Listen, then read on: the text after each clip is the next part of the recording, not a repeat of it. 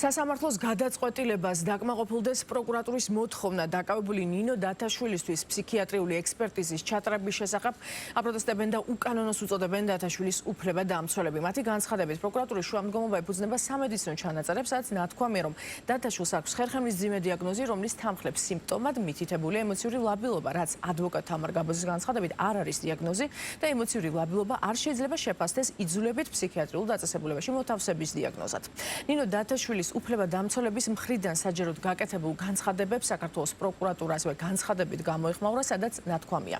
აღნიშნულ სისხლის სამართლის საქმეზე დაცვის მხარემ წარმოადგინა ნინო დათაშვილის ჯანმრთელობის მდგომარეობის ამსახველი დოკუმენტები, სადაც თანხლებ დაავადებად მითითებულია ფსიქოემოციური ლაბილობა, რის გამოც მიზანშეწონილად ჩაითვალა ექსპერტიზის დანიშვნა.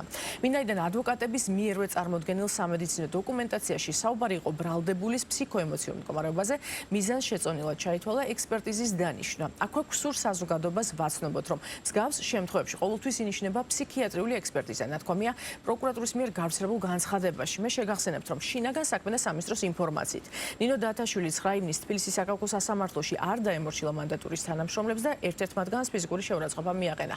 პოლიციამ დათაშვილის საჯარო მოსამსახურეზე თავდასხმის ბრალდებით 20 ივნისს დააკავა. დანაშაული 4-დან 7 წლამდე ვადი თავისუფლების აღკვეთას ითვალისწინებს. ნინოს ფსიქიატრიულ დაწესებულებაში მოთავსების გადაწყვეტილება მიიღო უკანონოდ.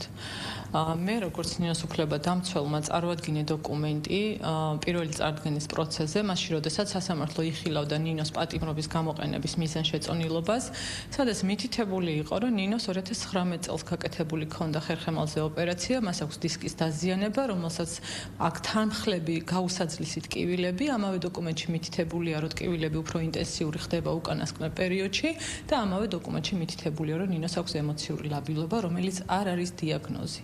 ეს არის სიმპტომი, რომელიც ახლავს რაიმე გარემო ფაქტორზე ზემოქმედებას და ეს შეიძლება კონდეს ნებისმიერ ადამიანს. ეს დოკუმენტი პროკურატურას ჰქონდა 2 თვეზე მეტი ხანი თუ თქვათ ეჭვი ეპარებოდა ამ საკითხთან დაკავშირებით, მას შეძლო უფრო სიღრმისეულად მოიკვლიო ეს საკითხი, მათ შორის გამოიკვია ნინო დათაშვილის პენტენციურ დაწესებულებაში ყოფნის პერიოდში ხარ გამოვლენია რაიმე ემოციური არამდგრადობა, რაც რა თქმა უნდა არ ყოფილა ბუნებაში და შესაბამისად ბოლო წუთს პროკურატურისთვის იმისთვის გახდა ეს